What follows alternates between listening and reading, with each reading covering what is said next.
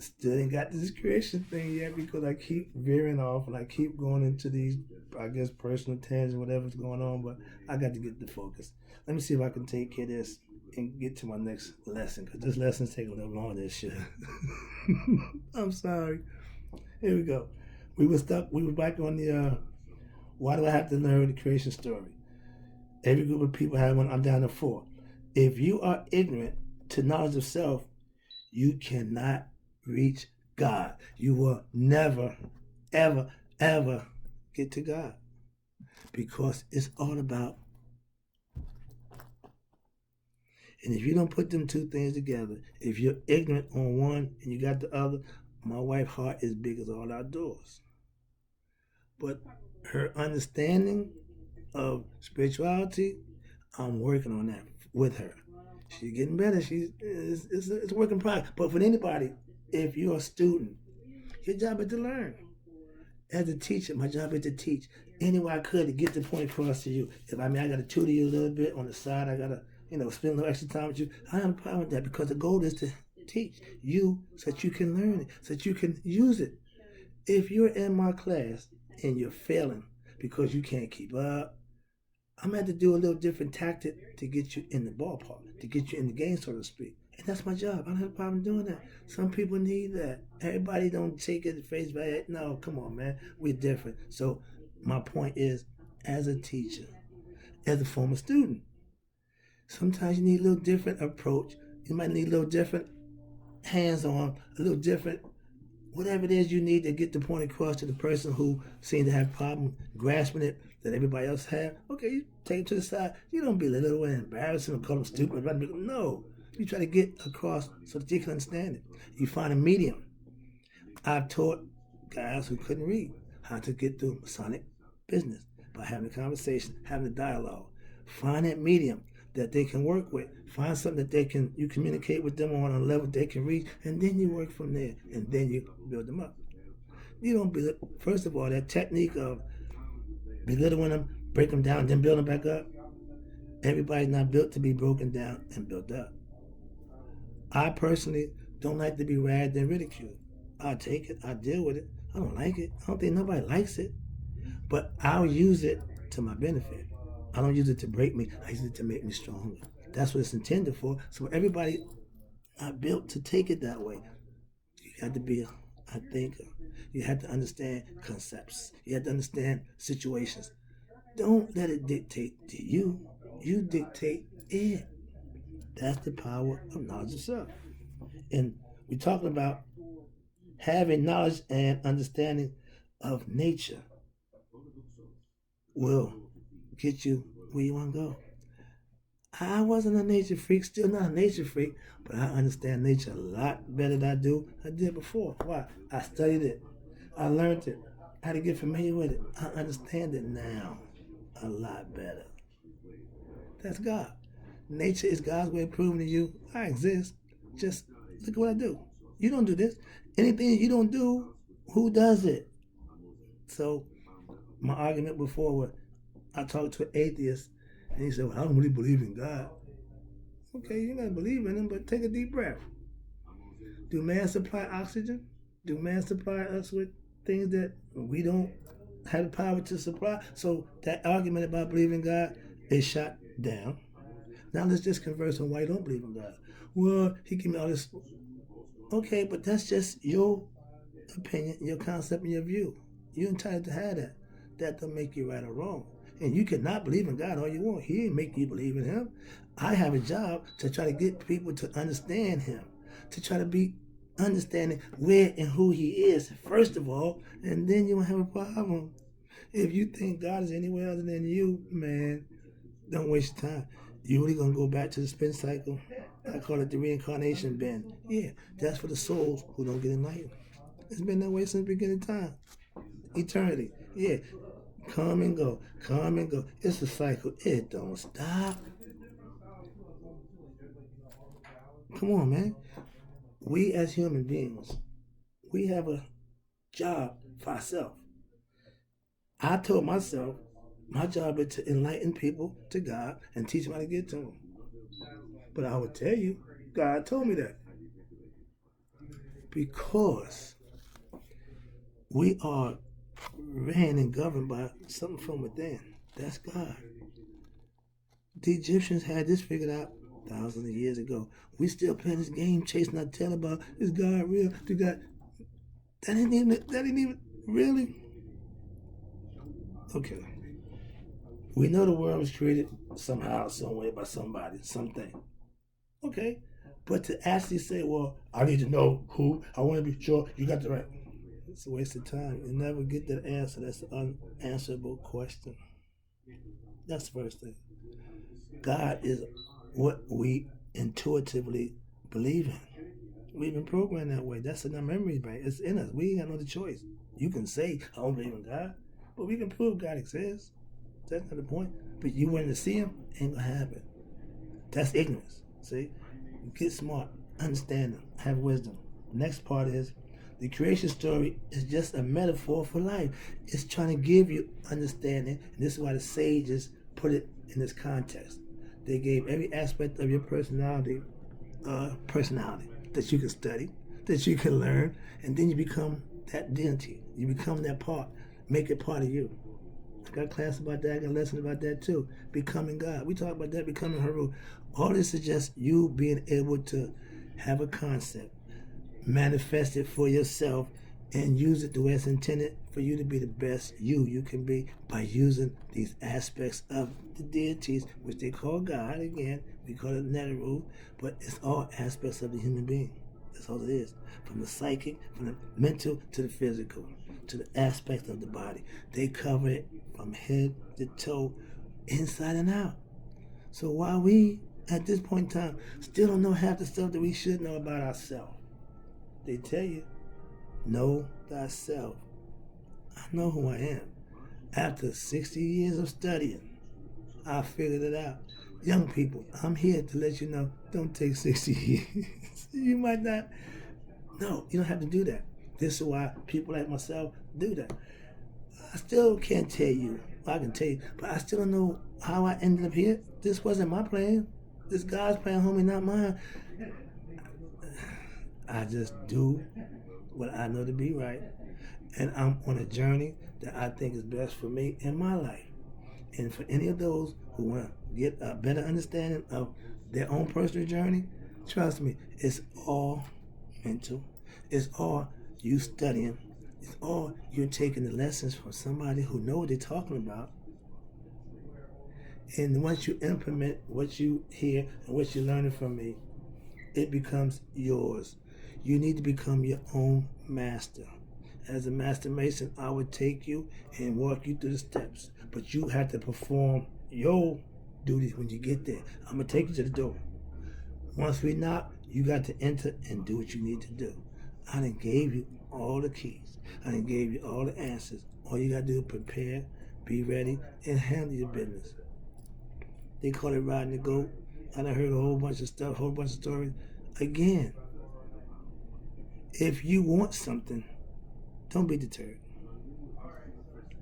Get it. Whatever, but my man Malcolm X said, by any means necessary. That means you got to do what you got to do. We got the same mental when it comes to doing what we want to do. But in life, getting knowledge of self should be what you have to do for yourself. Everything else, trust me, whatever you're going to get, whatever you're going to do, that's going to happen. But in all of that, get knowledge of self. Because without that, what good is a man to gain the world but loses his soul? That means if you don't know who you are, all the money in the world ain't going to make you happy. Know thyself. Get to know yourself. Find out about you. Some things you're going to like about you, some things you ain't. At least you know. Okay?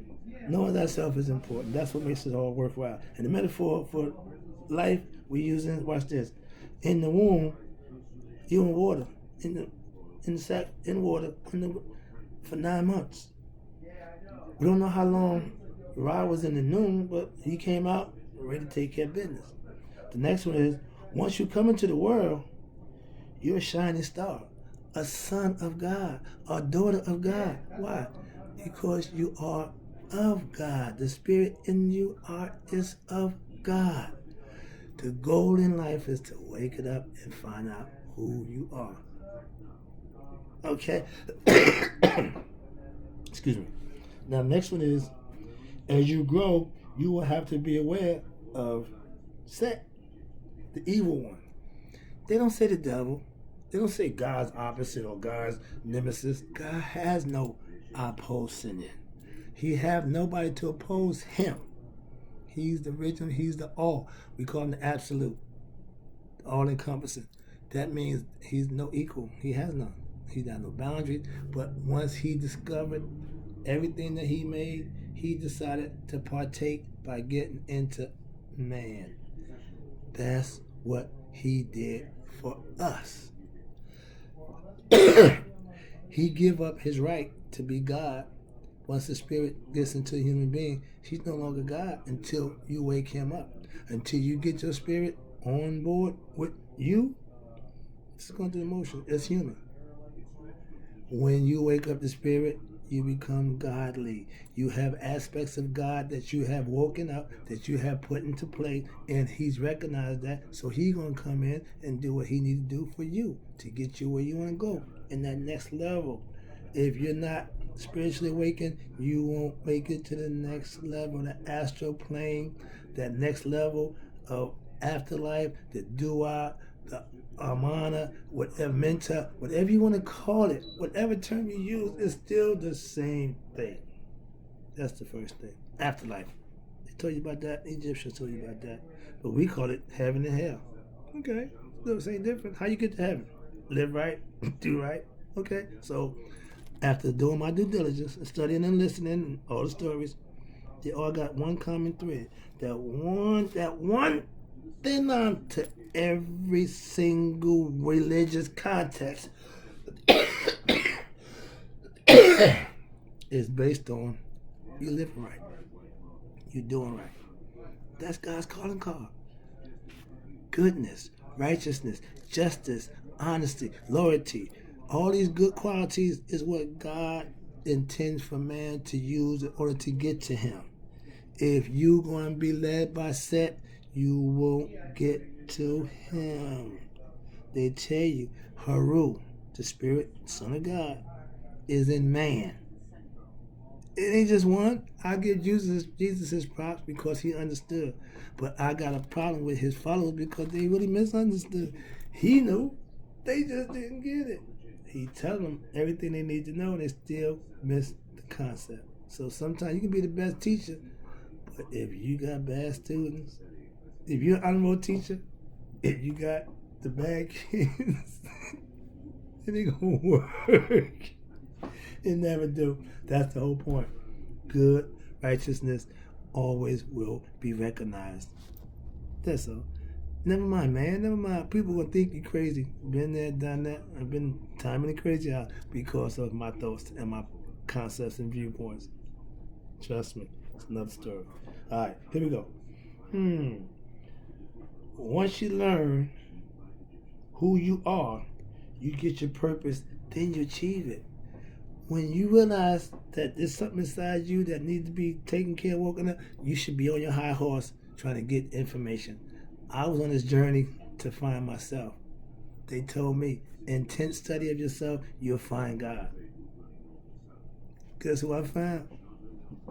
Trust me, he's there. It don't make a difference. You got to go to him. You got to get to him. He ain't gonna come to you unless you do certain things.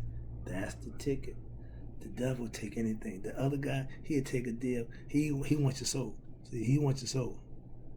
Your soul, God already got your soul. He don't need your soul. He already have it. He wants it back. He gave it to you on a loan. You with God's gift. Life is God's gift to us. What we do with it is our gift to him. All you got to do is metaphorically put it to some kind of symbolic purpose for yourself to do and be better for yourself. By any means necessary. Whatever you need to do to trick yourself or fake yourself into doing what you need to do it. It's the only way it's going to get done. That's all I can tell you. Now, the last 5. Here we go. Nope, wait a minute, excuse me. The 5th one is, once you master you and you defeat Set, evil, bad, wrong, all the negative stuff in your life, bingo. Bingo. Ding, ding, ding, ding, ding. That's the jackpot. That's what you want to do in life. Defeat evil in your thought process and how you live and what you do, and you will become godlike. That's all I did. Live right. That's all I did. That's all. Honest. No, I don't do the Bible thing. I don't, oh, that, no, it still won't. Why? That ain't what I did to get me. I ain't gonna do that now, you know what I mean? But I do fellowship with my good Christians because I understand what they do. That's what I do. The last 5 is the creation story real? It's a mythological story. It's a story. It's a myth. It's a moral. There's something to it. So, real? No. But I'm going to tell you, yes, it's a story that has been told since it was told. It's the greatest story ever told. Man, creation, how man got here. Do anybody really know? It wasn't there. So we can say yeah, we can assume it's yeah, but it's only real if you believe it and you can manifest it and make it yours. That's what reality is. That's what truth is. Everybody's truth is their own. That's all. What I say, my truth. What you proved for yourself after what I say, your truth. So trust me. It ain't what I say. It just worked for me. Yeah, no need for that. Okay, now last 5 is the creation story true? It ain't about being true. I told you before we started. It's all about understanding. It's all about getting information. It's all about the moral of the story. Yes, it has truth, wisdom, but the blueprint is the right life. Maya, they had a blueprint laid out. All you got to do is follow it, and you'll be fine. We got a whole bunch of other stuff now. You can be Muslim, you can be Christian, you can be Jew. You can just be good. That's my take. That's just my way. Yes, we all have something to live for, no matter what. Living is what you're going to do while you're here. If you do it right, you can get to the other place once you leave here. That's the ticket. That's the name of the game. You can't cheat it. You can't lie and steal it. It's just where it is. Play the game by the rules. Do what you need to do, and you can win in the end. The next one is, yes, as in all stories, that's meant for living, to live by. We give you the blueprint. We tell you these things for a reason. Live, be, do, and you'll be fine. Our ancestors, our elders knew that. They didn't go to college. I got nobody in my family that went to college. So that kind of knowledge, no. Life knowledge, yeah. We're smart as all get up. Why? Because we're living. You pass on as you're living. That's the best way to go. The last one, I'm down in a few seconds. Yes, because the moral of the story makes the story worth living. If I'm giving you information that's going to help you, you shouldn't worry about the players. You shouldn't worry about the stuff. You should just follow the blueprint and then see if it works for you. And then you can find out if it's true or not. It's only true if you make it.